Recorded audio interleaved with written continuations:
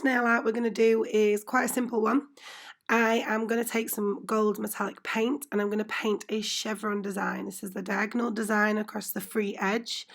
And I'm going to give this 2 coats. Some metallic paints can be quite translucent.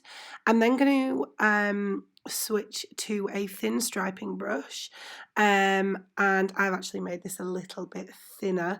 I'm going to dip into some dark polish and I am going to outline my design. The first line is going to come up to center point, and then when I actually come in from the other side, I am going to overlap and take that line straight to the edge, so you get a kind of layover design, like a crossover.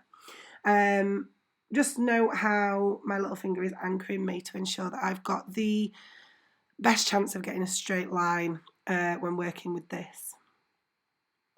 Now I'm going to actually add a few dots as well up the side using a dotting tool. I'm going to do a 1 dip.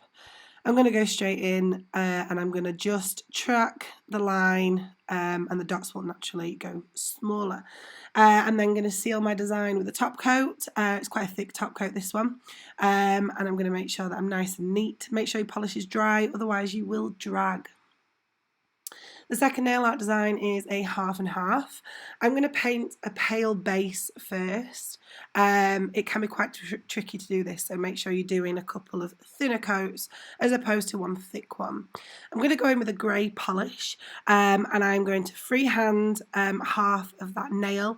Again, wait until your polish is dry and make sure that you've got a nice full coverage coat. I'm going to drop in with some glitter and I'm going to use a makeup brush. This lives in my nail kit now. I'm going to just sprinkle that over the top of the dark grey, and then I'm going to finish and neaten up that design with some gold accent dots up the middle, and again I'm going to top coat my design to seal it in. The next design I'm going to do is going to be a purple ombre. This will take a couple of times to get right. I messed up this first one. I've left it in. We all make mistakes. All I did on the one that I kind of didn't like was I just went in with pure purple onto no base. What actually happened was the polish dried far too quickly and I ended up a hot mess with no ombre. So I was like, nah, we'll start that one again. This time I went in with purple and I added a little bit of cream over the top. You can see I've overlapped the polishes on the sponge.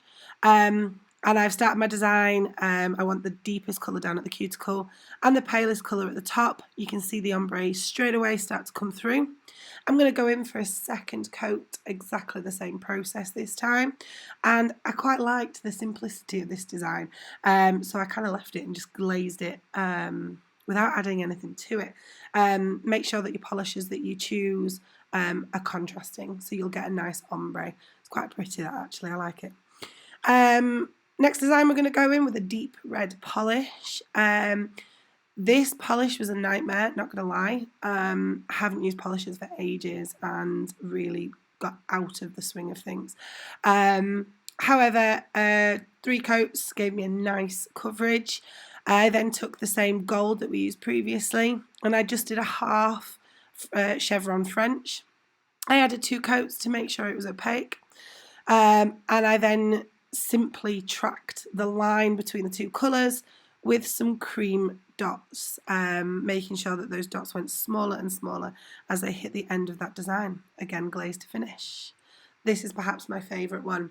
I applied a nice stone taupe colour to the nail, added 2 coats, and while that second coat was wet, I dipped into some loose foil. This foil is excellent and it was very, very cheap, and it looks really, really effective. I'm actually using a micro brush to apply that, but again you can apply that with tweezers, etc. I like to place the foil down the edges and I kind of tear up the foil a little bit, making sure that it kind of looks a little bit antique and a little bit sort of rough. I think it adds to the effect, and I kind of place it up the side of the sidewall, across the top of the free edge to create an almost curve on that nail. Make sure that when you are using a brush or tweezers you are not indenting, and again I glazed to finish. I like the simplicity of this one. The next one I'm going to show you is Glitter Ombre. So I started with a bright orange base and I'm going to go in with a silver glitter. Make sure you've got 2 nice coats of the polish onto the nail, making sure to hit all of the surface area. While that polish is still wet, I'm going back in with the makeup brush and I am applying the glitter and kind of going low to add intensity, and then as I bring the brush higher and up towards the camera, I'm going to get a much freer edge. And it's going to be the freehand dots.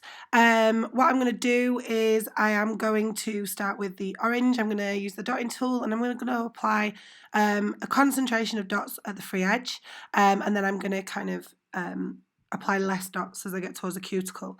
I'm going to go in with multiple colours, again compacting that at the free edge, and it doesn't matter if your dots overlap. In fact, I actually quite like that and I think it adds to the design.